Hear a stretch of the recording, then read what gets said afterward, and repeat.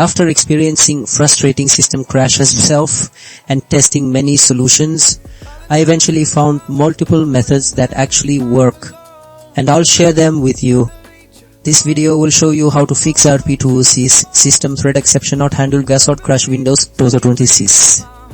First, updating your device drivers is critical.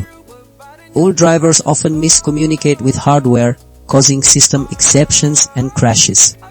Next, we check system file integrity.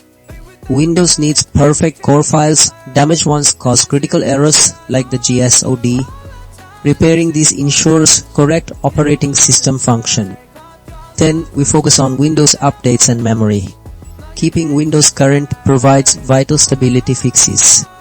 Faulty memory also sends incorrect data, halting your system, so a memory check is crucial. Finally, updating your BIOS or UEFI and adjusting fast startup can resolve issues. The BIOS is your computer's initial program. An old version might mishandle new hardware, leading to crashes.